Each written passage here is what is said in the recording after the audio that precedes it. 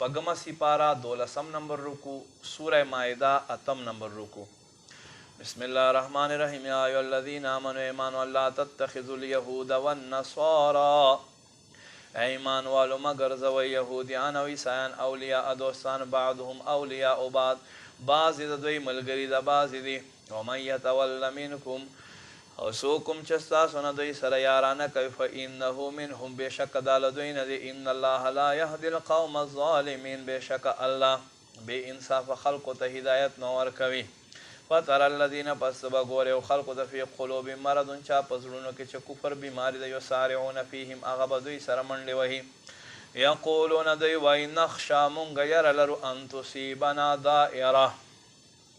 هغه دا چې په مونږ ترا ورسي گردش فاس الله پس زر دي چې الله ان یاتیا راتو کې بالحق فتح په فتح سره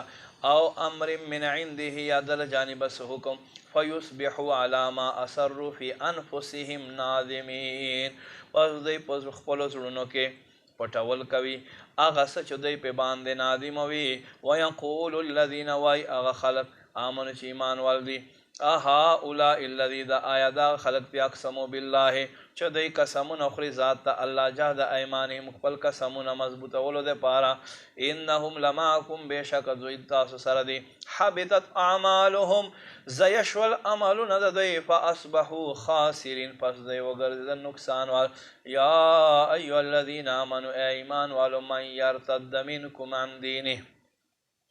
سو کوم چې مرتد شو پستاسو کې لخپل دین نه وګرځېدو فسوف یأتی الله بقوم زرد چې الله به داسې قوم خلق راوړي یحبهم چې دوی به الله سره مینه کوي ویحبونه او الله به دوی سره محبت کوي اذلة علی المؤمنین دوی به نرم وي خواږه وي ایمان والو دپاره عزة علی الکافرین او سخت وي کافرانو دپاره یجاهدون فی سبیل الله دوی به جهاد کوي په لار د الله کې ولا یخافون لومة لائم او دوی به ملامت کوونکي د ملامتیا اندېښنه نه کوي ذلک فضل الله دا د الله فضل دی یؤتیه من یشاء چاته چې ور عطا کوي د په خوښې باندې ور عطا کوي والله واسع الله وسعت والعلیم علم والده انما ولیکم الله ورسوله بشک دستاسو دوست الله والله رسول دے والذین آمنوا تاسو دوستان اغا ایمان والدی الذین خلق یقیمون الصلاة چې منځ قایموي ویؤتون الزکاة او زکات ورکوي وهم راکعون په داسې حال کې چې دوی رکوع کوي ومن يتول الله ورسوله او څوک چې دوستیو کی الله والله رسول سره والذین آمنوا خلق سره چې ایمان والدي فإن حزب الله